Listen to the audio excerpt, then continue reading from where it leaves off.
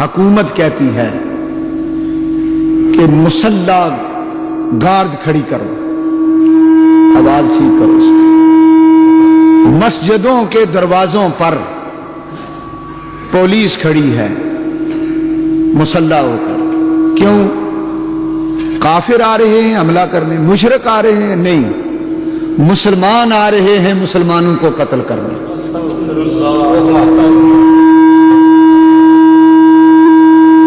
یہ ایسا نازک مسئلہ ہے جس کو بیان کرتے ہوئے شرم آتی ہے. یہ کیا ہو رہا ہے؟ یہ کیوں ہو رہا ہے؟ یہ حکومت کیا کر رہی ہے؟ ہم عوام کیا کر رہے ہیں؟ یہ معاشرہ کدھر کو جا رہا ہے؟ اتنی دہشت گردی تو کافروں میں بھی نہیں ہوتی جتنی ہمارے معاشرے میں آ گئی. ہائے سنیے، میں آپ کو قرآن سناتا ہوں. اللہ رب العزت ارشاد فرماتے ہیں سورۃ نساء میں دوسرے مقام پر، وَلَا تَقْتُلُوا أَنفُسَكُمْ. پڑھیے تفسیریں قرآن کی، ترجمے پڑھیے. اس کا معنی مفسرین نے یوں کیا، وَلَا تَقْتُلُوا أَنفُسَكُمْ. اللہ فرماتے ہیں اپنے آپ کو قتل نہ کرو. اس کا ایک معنی خودکشی نہ کرو. ایک اور ثبوت کہ انسان اپنی جان کا مالک نہیں، اس جان کا مالک اللہ ہے. اس جان کا مالک اللہ ہے. انسان خود بھی اپنی جان کا مالک نہیں. کیوں؟ اللہ کہتا ہے لا تقتلوا انفسکم، اپنی جانوں کو قتل نہ کرو، کیونکہ یہ تمہاری نہیں، یہ میری ہے. یہ میری ہے. خودکشی، اپنے آپ کو قتل کرنا حرام ہو گیا. زہریلی گولیاں کھا کے مر جانا حرام ہو گیا. اپنے آپ کو گولی مار کے مر جانا حرام ہو گیا. جو لوگ گاڑی اور ریل گاڑی اور بسوں کے نیچے آ کر مر جاتے ہیں جان بوجھ کر، وہ خودکشی کے مرتکب ہیں، وہ جہنمی ہیں، ان کی بخشش نہیں ہوگی. انہوں نے اللہ کے ساتھ شرک کیا ہے، انہوں نے اللہ کی ملکیت میں مداخلت کی ہے، انہوں نے کفر کیا ہے، انہوں نے اپنی جان ضائع کر کے خدا کا مقابلہ کیا ہے. جب یہ جان اس کی اپنی نہ تھی تو اسے کیا حق تھا اس کو ضائع کرنے کا؟ اسلام تو یہ کہتا ہے کہ اگر تمہیں یہ جان دینے کی ضرورت پڑے تو صرف خدا کے لیے دے دو. بس جب وقت آئے خدا کے نام پر یہ گردن کٹا دو بس، کیونکہ تمہاری جانوں کا مالک وہ ہے. اور جان دینے والے میدان جہاد میں، کفار کے مقابلے میں، مقتل میں، شہادت میں اپنی گردن کٹا کے جان دے کے خدا کی بارگاہ میں یوں کہتے ہیں کہ جان دی، یہ تو دی ہوئی اسی کی تھی. حق تو یہ ہے کہ حق ادا نہ ہوا. حق تو یہ ہے کہ حق ادا نہ ہوا. یہ جان صرف اللہ کے لیے ہے، یہ اللہ کے لیے پیش کی جا سکتی ہے. اس لیے لا تقتلوا انفسکم، حرام، موت نہ مرو. لا تقتلوا انفسکم، اپنے آپ کو نہ مارو. اب اس کا مطلب یہ ہوگا کہ خودکشی نہ کرو، یہ حرام ہے. عجب لوگ ہیں، کہتے ہیں ہم دنیا کے فلاں واقعہ سے تنگ آ کر مر رہے ہیں. کتنے جاہل ہیں، کتنے بے وقوف ہیں. بھائی دنیا میں تمہیں کوئی تکلیف ہے، کوئی رنج ہے، کوئی تمہیں ستاتا ہے، کوئی تمہارا مطالبہ نہیں مانتا ہے، تم بھوک ہڑتال کرتے ہو، مرن برد کرتے ہو. یہ جا کے کوئی وزیر اعظم ہاؤس کے سامنے کو کسی چوک میں بیٹھ کر کہتا ہے مہنگائی اور بے روزگاری کے خلاف ہم اپنے آپ کو قتل کر رہے ہیں. یہ کیا جہالت ہے، یہ کیا بکواس ہے، یہ کیا مطالبہ ہے، یہ کیا طریقہ ہے. یہ بھوک ہڑتالیں یہ اسلام کے خلاف ہیں، یہ اپنی جان پر ظلم ہے. بھوک ہڑتال اسلام میں حرام ہے.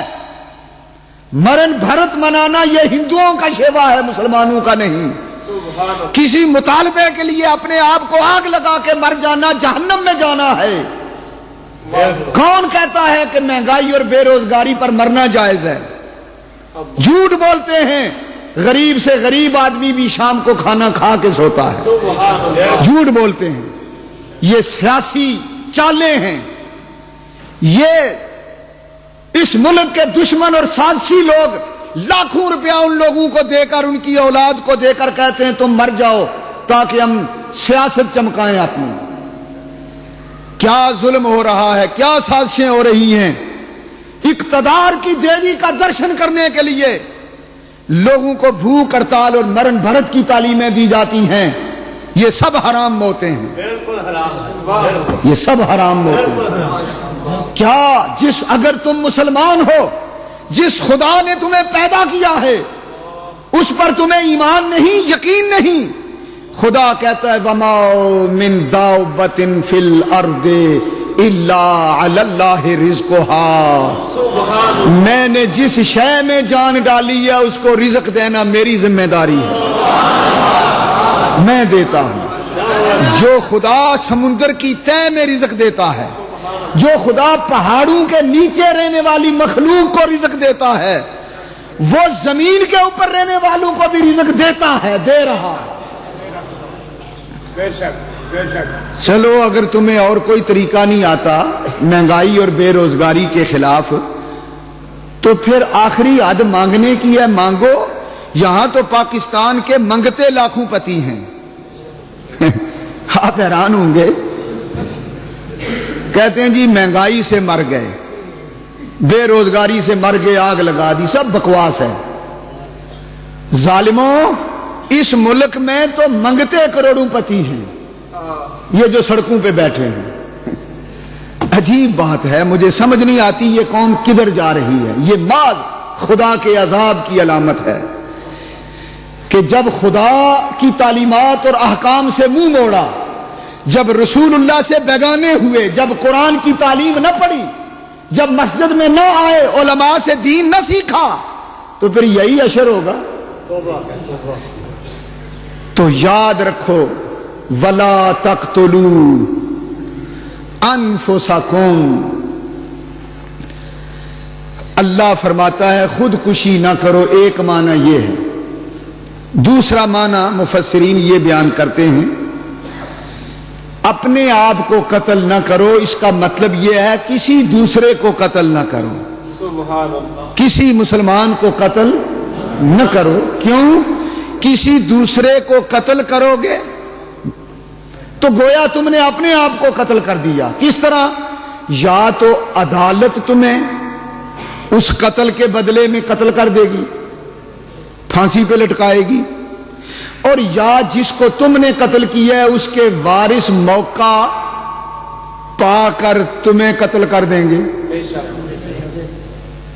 تو سمجھے کسی کو قتل کرنا اپنے آپ کو قتل کرنا ہے. یہ خدا کی تعلیم ہے. کتنی سچی تعلیم ہے. اور پھر کسی دوسرے کو قتل کرنے والا یہ نہ سمجھے کہ میں نے کسی دوسرے کو قتل کر دیا کام تمام ہو گیا. نہیں، قتل شروع ہو گیا. اب اس کے بدلے میں وہ قتل ہوگا. ہو سکتا ہے اس نے ایک قتل کیا ہے، اس مقتول کے وارث اس کے خاندان کو ہی قتل کر دے، پھر اس کا خاندان طیش میں آئے اس خاندان کو قتل کرے، پھر یہ سلسلہ صدیوں تک محیط ہو جائے، پھر خاندانی دشمنیاں پڑ جائیں، پھر کتنے انسان اس میں قتل کی بھینڈ چڑھیں گے. ایک قتل کرنے والے نے ساری دنیا قتل کر دی. اس لیے حضور علیہ السلام نے فرمایا اول من سن القتل قابیل. اس انسانیت کے اندر سب سے پہلا قاتل قابیل ہے. آدم علیہ السلام کے دو بیٹے تھے، قابیل اور حابیل. قابیل نے اپنے بھائی حابیل کو قتل کر دیا تھا. قتل کی جس نے سنت جاری کی وہ قابیل ہے. پہلا قاتل اس دنیا میں